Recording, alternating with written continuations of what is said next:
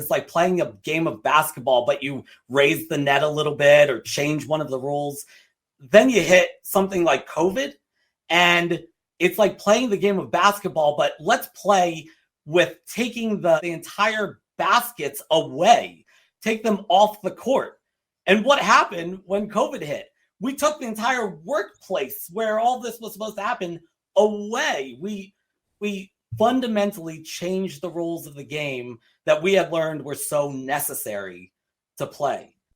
Welcome back, everyone, to the Geeks, Geezers, and Googlization Show, the home of Googlization Nation, where we talk with HR and business thought leaders about the crazy shift going on in the world of business, technology, and HR. Here's your host, Ira Wolf.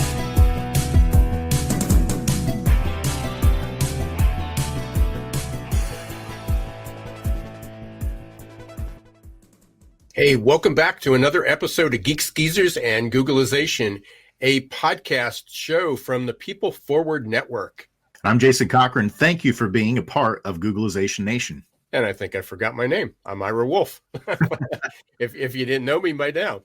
If you think this is just another podcast, think again. We are the heart and soul of crucial conversations focused on helping you reimagine your tomorrow and exploring the convergence of technology, people, and business. We are going to be hearing from David Shar. He's an organizational consultant as we discuss burnout and meaningful work. Can't think of a more appropriate topic. I know you just got off a call, and I was in another call about that. Just can't wait to hear from David. He is the founder of the consulting firm Illuminate, PMC, which helps businesses maximize dormant assets for dramatic results. He's also a speaker, corporate trainer, adjunct professor at the University of Maryland in the Industrial Organizational Psychology program. Yeah, we are thrilled to have him on today, Aaron. Like you said, this topic of burnout and mental health, it is so paramount right now.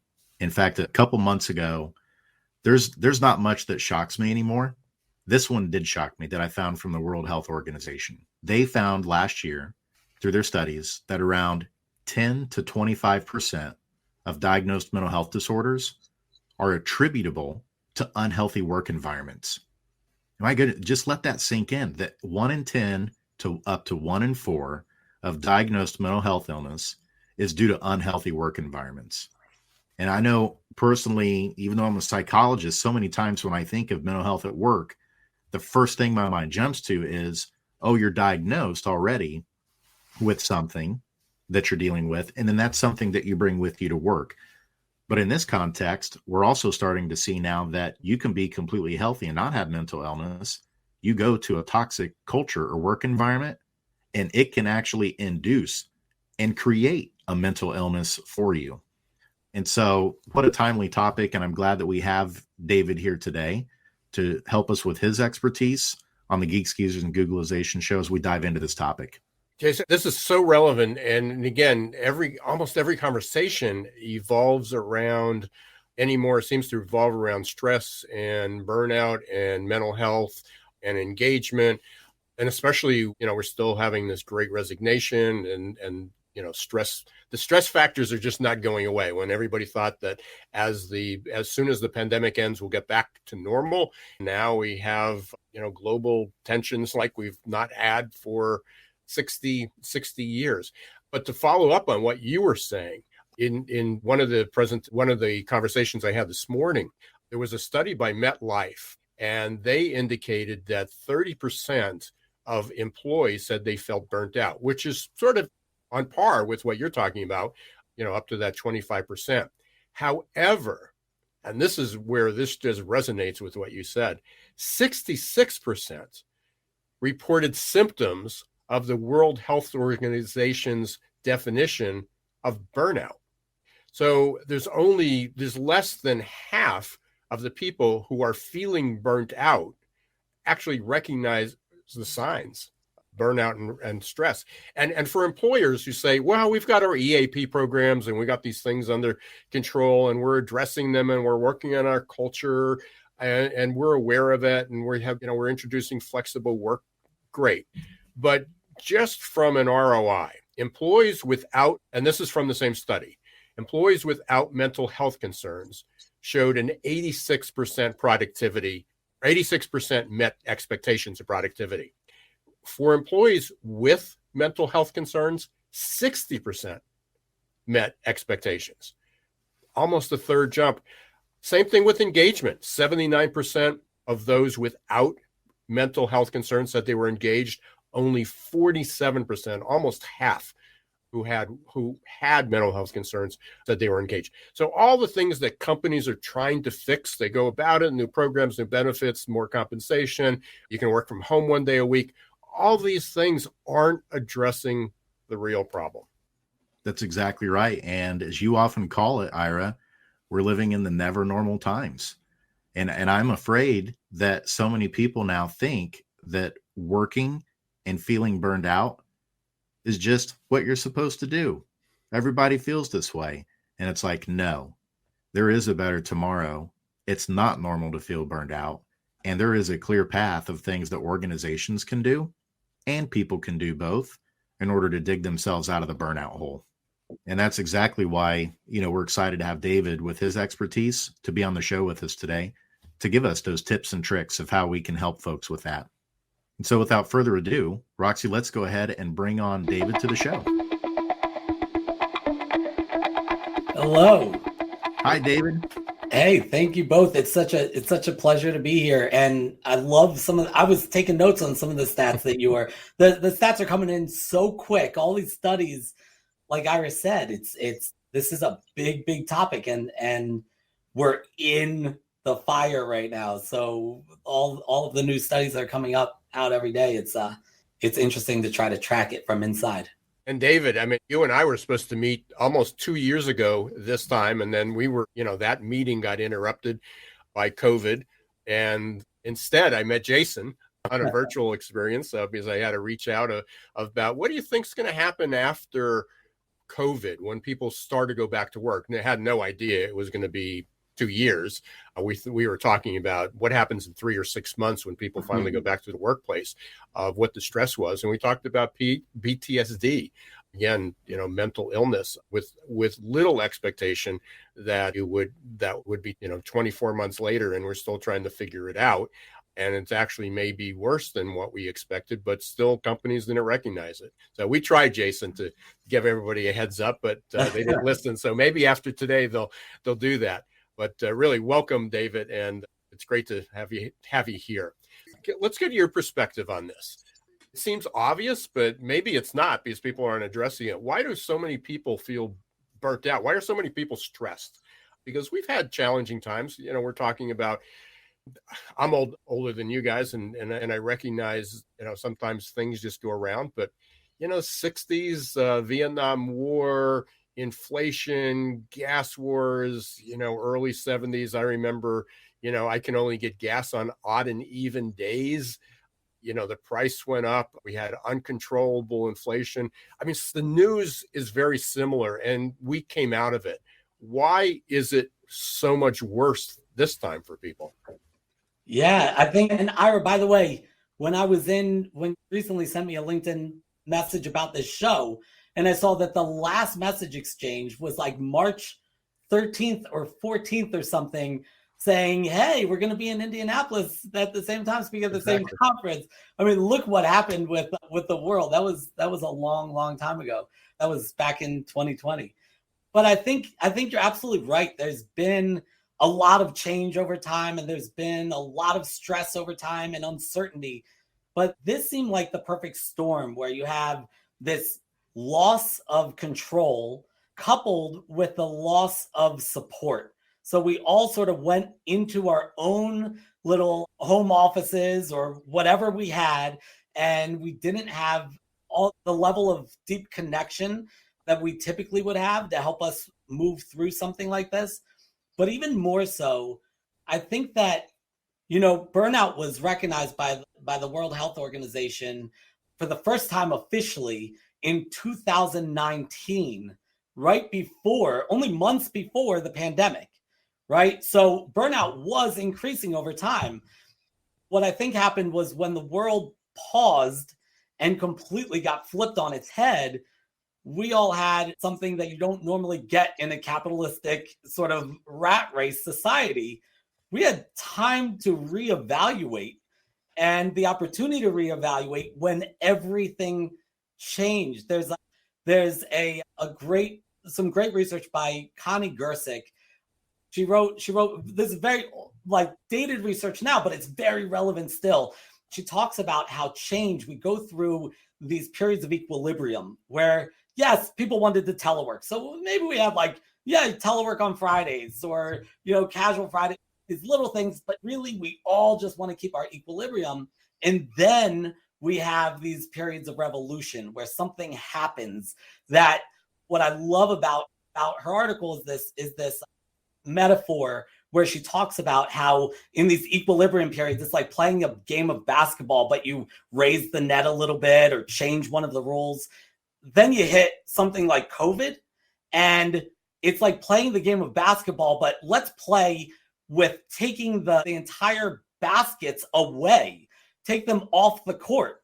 And what happened when COVID hit? We took the entire workplace where all this was supposed to happen away. We fundamentally changed the rules of the game that we had learned were so necessary to play.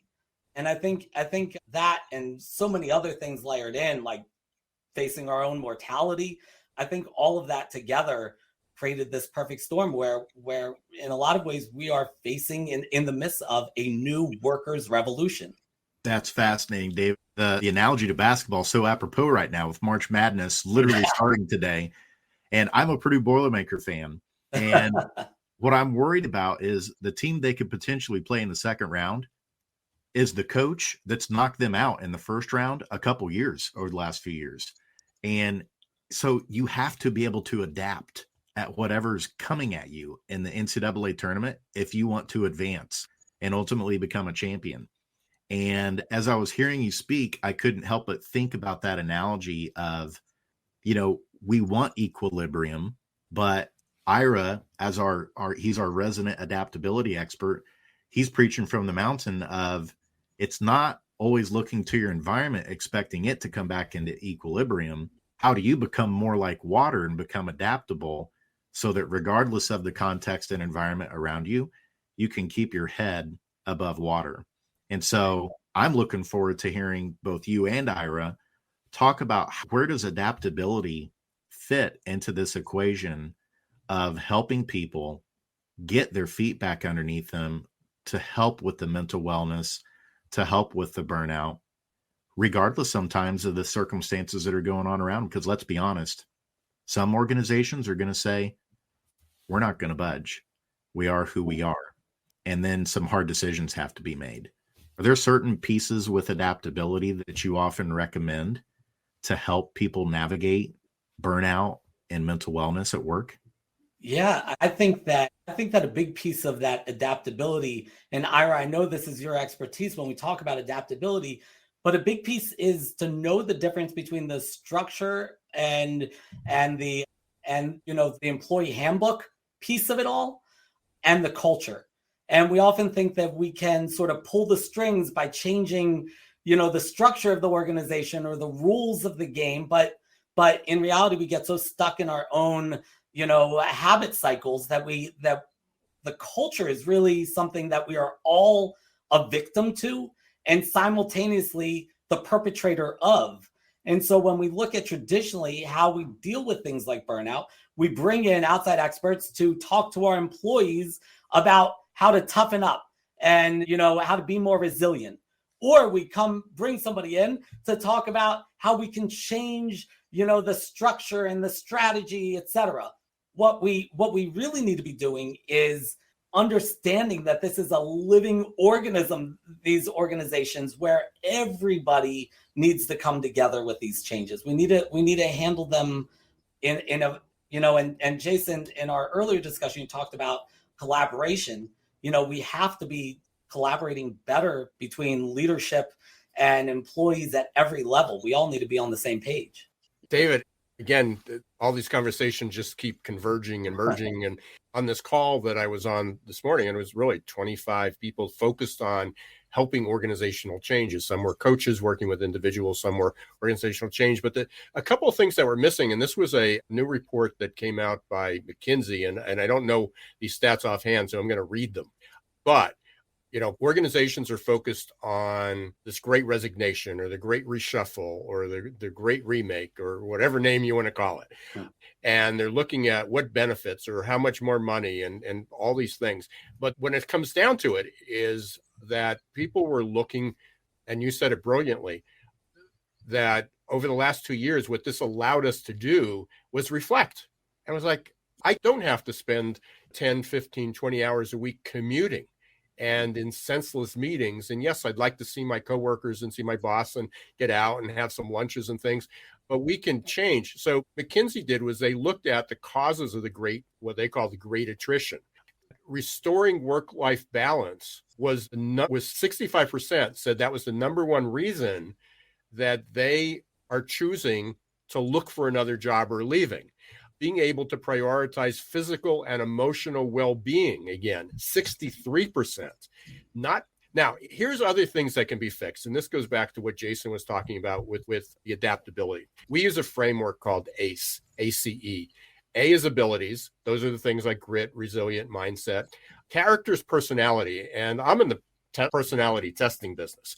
So I get all these calls as we need the right personality. And in fact, it influences adaptability, but it's not the driver of it. People can change, can flex that easily. But the piece that's missed, that organizations seem to want to dump on, I'll be interested to get your perspective on this. They want to fix people. It's like we want to either hire the people who are already adaptable, resilient, have grit, all this stuff, or we're going to fix them. We're going to offer them a training program and give them 3 months to fix all their broken pieces. But what organizations don't do is they don't provide a psychologically safe space to do it. It's like if you don't change and you don't become more adaptable, you're out, or you're not getting the raise, or you're not getting the promotion, or you'll continue to pay you, but we're going to neglect you. We're just going to ignore you because you're a body in a seat, and we need bodies in seats because it's better than nothing, but we don't care. 52% said, I don't feel valued by my manager.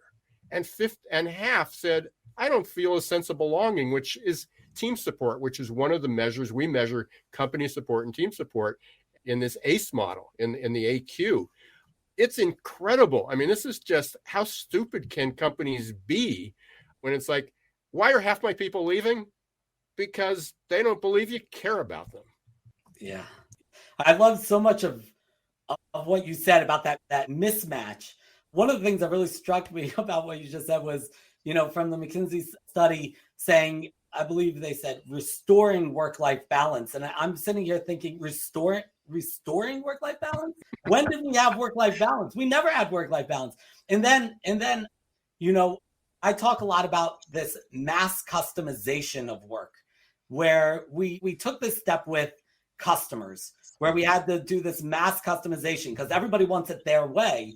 We used to think of a fair workplace, which really ties into burnout when people find their workplace is unfair. But we used to see fairness as equality, that everybody sort of gets the same thing. But we're moving towards seeing it as equity, that everybody needs something different. And I think it's really essential that we start customizing the experience for people. We see overwhelmingly that the people who want to work from home are women, much more than men, and mothers specifically, and people of color more often than their white counterparts. And so we see these divides, and if we don't start really customizing and thinking what's best for the individual, and not us thinking, but asking them, right? If they're not part of this process, we're going to see ourselves become less equitable and have less inclusion, and we're just going to intensify problems that we've already had. And so what can we do about this? By the way, that same study, I forget where it was, but they surveyed people, and they found that they were one of many that found that mothers were overwhelmingly the ones looking for more telework or remote work. They also found that fathers with children under the age of 18 were the most likely to say they want to come back to work and come back to work immediately and full time. I don't know what that says about fathers, but I won't say that I don't necessarily fall into that statistic. But, there's so much more here than just throwing money at the problem. One of the most fascinating pieces of this for me actually comes from social media, from reddit.com. On reddit.com, anti-work during their subreddit, which is a forum, it's a discussion forum, their sub forum in this called anti-work went from about 100,000 people in 2020 to, I think the last time I checked was 1.8 million subscribers to this forum. And when you go on there, yes, they mention money, and there's a lot of talk about money, but it's always within the context of equity. And it's not just about money. It's about respect. It's about balance. It's about being valued at work. This is what people are saying. David, that's so funny you bring that up, because I follow that subreddit. Yeah. And it's a comedy and a tragedy. Yeah. Both, like Shakespeare said. I'm looking at it and laughing. The professional side of me is and this is just because a lot of the posts, like you alluded to, they're complaining about their bosses, and they'll post text messages that they have with their manager that are saying, hey, I told you a month ago, I'm going to be gone for these days. And the manager's replying with something like, doesn't matter. We're short staffed. Nobody's available to work. You come in or you're fired. Right. Those kind of things. And it leads to this anti-work attitude. And I just can't help but think, that you said there was a big spike in people thinking, you know what? There might be something better out there. Maybe I need to get off this hamster wheel that I'm on and find some respect, like Ira was alluding to. Yeah. David, yeah. I'm going to take an opportunity here to kind of break in, and because we're the hosts, and I guess we can do that, although it's rude to the guests. But I had the privilege of being a contributor to and being a spokesman for a new report that just came out, and it's called the Everywhere Workplace, and it's from Avanti. And next Tuesday, just for all our listeners, next Tuesday, which is May 22nd at 11 a.m., we're going to be doing a live stream. We'll do a special edition of Geeks Geezers Googlization, and Jason will be there. But we're also going to have the CEO, Jeff Abbott, and their global VP, who I met when I was in New York last week doing a media blitz about this report. And the reason to introduce that is that you can either connect with Jason or me. I'm sure you'll see the information up there to be able to watch it live, or watch it or you can go to YouTube. You can go to youtube.com/Ira Wolf, and right on the first playlist, it'll be up there on the Geeks Geezers Googlization, and you can get a reminder to be able to join or listen to the replay. But the reason that what triggered that was that in the survey, there was about 66,000 plus people. Over 40%, both male and female, selected that they're looking for more work-life balance, and in turn which means a flexible workplace. Now that could be hybrid, it could be remote, it could be in person, but it still has to be flexible, which requires this huge shift to adjust to their. And again, people were stressed out. The other thing that you said, which was really interesting, is women and people of color really do prefer the flexible or a hybrid work environment, where men fear that. And one of the reasons was the number one reason that men wanted to go back to work was for career development and promotion. Mm-hmm. They feel that they're being overlooked by being remote, where that was not necessarily, not that women aren't driven and they don't like to be recognized and promoted, but they were looking for that engagement, that collaboration, that participation, be able to utilize their skills, where men were more driven. Not all, but more men were driven by a drive they felt that they were overlooked as we went through a remote work. So lots of interesting things. And I'm going to apologize up front to either the organization or the person that mentioned this in a LinkedIn thread yesterday. But you brought up people of color, adopting the hybrid flexible work environment. Again, women and people of color prefer that because the old normal was filled with bias, inequities, and microaggressions. So they found that it's a much safer environment to work from home or work remotely than it was to go back to the workplace because there was less microaggressions that were going on. Yeah. Yeah. And, when you talk about men being more driven, I think it's worth digging deep into that, because we know when we look at the wage gap, right, between men and women, when you start really digging into that, there's a lot going on there. And one of the things is that men are much better at exaggerating, if not downright lying on their resume, right? They're much more assertive in asking for more. There's less of a stigma when they ask for more, right? So all of these things play into it. And right now, what you have, I remember way back in the day, my first business course ever, I had an old Black & Decker retiree as an adjunct professor.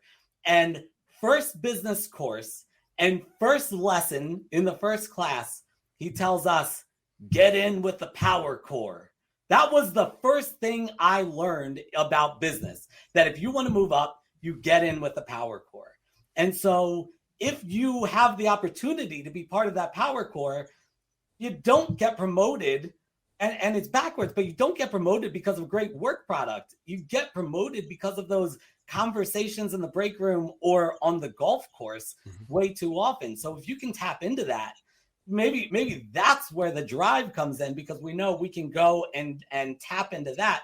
And also this imposter syndrome of like, well, if you're only looking at my work product, that's never been so good. I was told tap into the power core, right? It's a whole different skill set suddenly. So I wonder how much that potentially plays into it.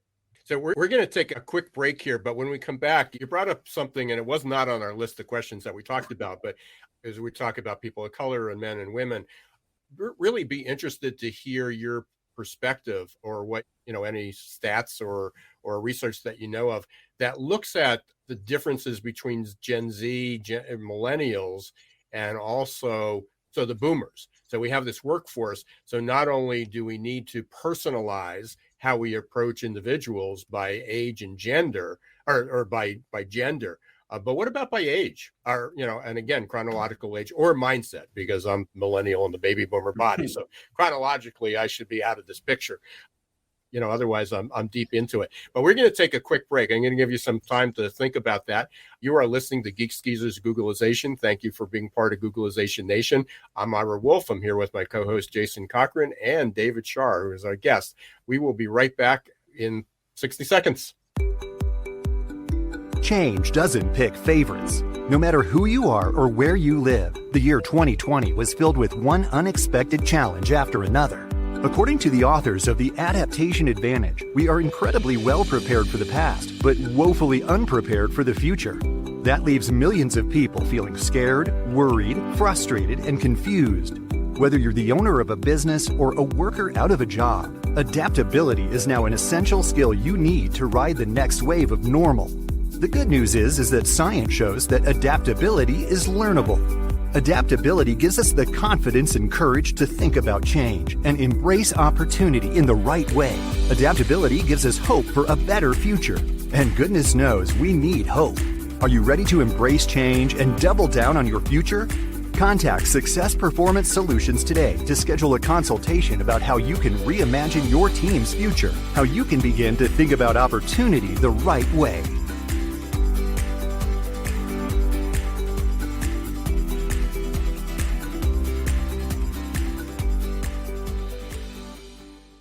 Hey, welcome back, Geeks Geezers and Googlization listeners.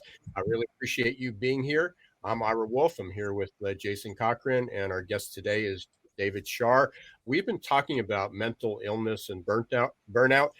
David, before we left, we were talking about some of the differences between genders of how they approached work and flexible work, and who was, different aspects of stress. Are you seeing anything different between the generations, the age groups, of how they're responding? So I've actually seen some conflicting conflicting research, some saying that recent graduates want to be at work. It's hard to sort of get that sense of community and sort of get in there and make a name for yourself, etc. But I'm also seeing some things that say that younger workers want to work remotely, because why should we have to be at the office? So I teach graduate level students, teach them IO psychology. And what I found fascinating was the other day we were going through McClellan's motivation theory, which is basically that there's 3 core motivations, right, that people have. It's either power, accomplishment, or affiliation, right? Do I want people, relationships? Do I want to accomplish things, or do I want power? And I was a little surprised that nearly everybody in the course, and these people definitely skew younger than me. Most of them have a lot more hair than I do. But I was a little surprised that they all put sort of like, as we went around the room, they put power on the bottom of the list. But what was really surprising to me was the conversation that was struck up about this, that they really overwhelmingly saw power as an evil. Power was this evil thing. Why would I want power? Power corrupts. And so when you talk about being at work and working your way up the ladder and things like that, I think that especially younger employees and people just making their way into the workforce, they have a lot of reasons to distrust our current systems, to distrust leadership. And not that people didn't have that in the 60s and 70s, but then they became the leaders, so now they like it. But, But I do think that there are some stark differences there, just based on experience, as well as, growing up with, the technology has got to make it a lot easier. They know how to build their personal brand online, which maybe some of the more seasoned employees don't have mastery of. Oh, interesting, David. Oh, sorry. Go ahead, Ira. Yeah, no, just a quick comment. I'll go back to you, Jason. I've got a lot of recent grads, young workers on my LinkedIn connections, but I'm teaching a master's level class, and a lot of them are recent grads. And the thing about recent grads is many of them have never gone to work. Not that they haven't worked. They've never gone to work because of the pandemic, or they were working a virtual or job. So for juniors and seniors, and it's like, hey, they graduated in 2020, 2021, 2022, it's coming up. They've actually never had to go to a corporate office. Yeah. They don't even know what that experience is. Yeah. It's like the look I get from my 3-year-old when I show her a CD player. It's an archaic sort of. How about an 8-track? I'll up you. Right. You win. And that's exactly what you're alluding to is, those students, they're looking at traditional capitalism and trickle down economics, and they're saying that thing's an 8-track. Right. We've got a much better experience now in the form of stakeholder capitalism, in terms of certified B Corps, in terms of ESG, the way that we think about human capital. We now have the research that these types of things that we've been talking about for the last 10 to 20 years is no longer in fairy tale land. Those companies in the S&P 500, the ones that are taking those approaches, are outperforming the traditional capitalism. It's just about the shareholders kind of mentality. And so with that in mind, David, I'm curious, you asked me on your show to pull out the crystal ball, when we're thinking about work's place in our lives and how it contributes to our mental wellness and burnout and things like that. You asked me the question to pull up my crystal ball. What does the future look like in organizations? I want to ask you that same question. When you're pulling out your crystal ball, what do you see the future of work looking like when we talk about its context within burnout and mental wellness? Yeah, I think it looks a lot more flexible than it ever has in a lot of different ways. I think that organizations that say, okay, we're going remote, that's what we're doing. I think we're going to have future Yahoos, right, where end up bringing everybody back because it's not working or whatever. I think that organizations that say everybody come back to the office, COVID is over, are going to have equal equally large issues. I think it's going to come down to flexibility and understanding what jobs and what individuals within those jobs need and require in terms of where people work. But I think it's going to be flexibility of time and flexibility of space. And we're going to have to figure out what those things are. And some early research I've seen suggests that maybe flexibility of time is more important for a lot of people. And even though the conversation typically surrounds flexibility of space. And I think we're going to really have to answer to these demands and figure out that, with an 18 point something % increase in wages across the board within the service industry, we still cannot find people to work behind the counter in a fast food joint. We can't. We're going to have to figure out why we have this, 80,000 trucker shortage, right, within our supply chain, despite the fact that truckers can make over $100,000 a year. It's not about the bottom line. We can't keep throwing money at the problem. We need to actually tap into the greater needs, which overwhelmingly is becoming clear that it's about wellness in every regard.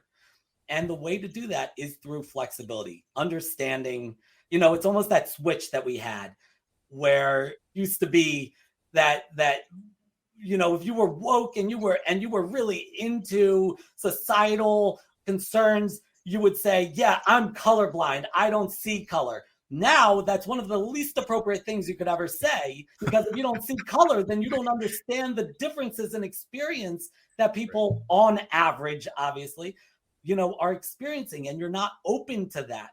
And I think at work, when we look at equity in all forms, we're going to start to recognize that equity trumps equality, and we're going to have to figure out how to make that happen. So I think there is going to be this mass customization of work. I think that we're going to move closer to that gig economy that we've been growing anyway.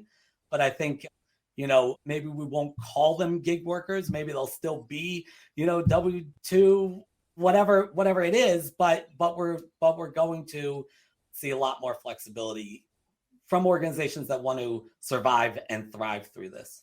David, a leader who exemplifies that future you just painted, and then I'm going to send it over to Ira for our last segment here, is Dan Price. He's the CEO of Gravity Payments. He's in the news a lot because he's the one who set the $70,000 a year minimum wage salary in his company, gave himself a pay cut. He never struggles anytime there's a vacancy to get people to come want to work at Gravity Payments. He just posted something on Twitter yesterday, and he said, we did a survey in our company of our employees to see how they wanted to work. And he posted the results. Basically, it's a third wanted to work from home exclusively, a third wanted to come into the office exclusively, a third wanted a hybrid approach. And he goes, what my response was? Great, do what you want. And the flexibility you're talking about, obviously there's going to be some industries where it's harder to do that than others. But to the extent where that flexibility can be accommodated, empowering your people to make the right decisions for themselves, I think that's a wonderful future you've just painted. And we have examples of leaders like Dan Price who are doing that right now. Yeah, great. Big fan of this. Hey, David, we have this habit of having these great conversations and wondering how we're going to fill up 45 minutes of time and then realizing that we barely scratched the surface. And here we are, and we've just done that. So we're going to kind of wrap up our session with you, and hopefully you'll come back another time. But before we do that, we have one of our favorite parts is the lightning round, is what don't we know about David that we should. So if you were to win the lottery tomorrow, what would you do? I would continue to do everything that I'm doing, but maybe outsource some of the more tedious paperwork stuff. I'm lucky. I love absolutely everything that I do, and I'm not just saying that. And I loved it. My very first job when I was scooping poop in kennels, because I was able to frame it that I was creating a healthier place for the dogs under my care. And I think, yeah, so I don't know that I would change much. You must have followed the Herb Kelleher model at Southwest when they interviewed the mechanics or the maintenance workers in the hangars, and they asked them what they did, and it was, we help people fly safely. Yeah. You know? Right. Yeah. So it sounds like when growing up that your first job, you were a pooper scooper. What did you want to be? What did you want to beyond that? What was your goal? Yeah. So I originally wanted to be a veterinarian, and that's where I was moving up through all this stuff. I really loved caring for the pets, but it became this joint decision between me and every physics and chemistry professor I ever had that maybe I should switch to business or psychology. So I decided to take those both on. But while working in these kennels, what I found was that it wasn't just about caring for the animals. The surprise was the sort of weight of caring for owners who were bringing in their animals to be euthanized, and then owners who are bringing in their brand new puppies. And I found that I connected so closely with those big human experiences. Last question. You have a favorite book you'd recommend? Yeah, so I just finished reading with my son, who's 14. We read David Goggins' new book. It's called Can't Hurt Me. And the guy is so hardcore. I don't know if you know David Goggins, but he's a Navy SEAL who also went through Army Ranger training, does ultra marathons. He pushes himself to the absolute limit. I don't necessarily know how healthy that is, but from us, humans, to look toward that and find some happy place in the middle, it was quite an inspiring journey to take with my 14-year-old son. David, how can people get a hold of you? Yeah, they can find me on my website, illuminatepmc.com, for performance management consultants. Also, a great way to continue the conversation is through LinkedIn. I'm there often. I spend a lot of time on LinkedIn, and you can connect with me, private message me. Love to continue this conversation. And I too, we need to pick up this conversation after 2 years, and it was great meeting you today. Thank you for being here. Hopefully you'll join us again. Come back. Yes, thank you. And I've had Jason. I need to have you on the Water Cooler Wednesday show. Send me the calendar. Let me know. We got it. All right. Thank you, David. Stay safe. You. Thanks, David. Thank you. Jason, we got just a few minutes here. Just couldn't stop that conversation. Quick take. We're going to do a lightning round of takeaways. What's your takeaway? Yeah, I love his focus on the organization, and talking about how through the organizational lens, things have to change there first, that it can't just be about personal change and helping equip people, like bringing training in and saying, hey, we're going to train you to become more resilient as people because we're going to be inflexible on our end. Things aren't going to change. That's a recipe for disaster. It's got to be, yes, equipping people with skills, but also adapting the environment and the demands and things so that people can optimally work too. There's a lot of confirmation, but I love David's narrative. Just puts it makes sense, and hope our listeners got a lot out of that. So we are almost at the end of our show today, Jason. It's hard to believe, like you said, it's like every week, how do we fill up the 45 minutes? And we do, because our guests are so incredible. And we'll be looking forward to next week as well. But until then, I'm Jason Cochran. We want to thank our listeners, Googlization Nation, for tuning in. If you haven't subscribed on your favorite podcast platform, please do that for us. We'd love to have you as a subscriber. And then also, if you'd be so kind, leave us a review as well. We'd appreciate that. And I'm Ira Wolf. Thank you for being part of Googlization Nation. And until next time, don't let the shift hit your plans.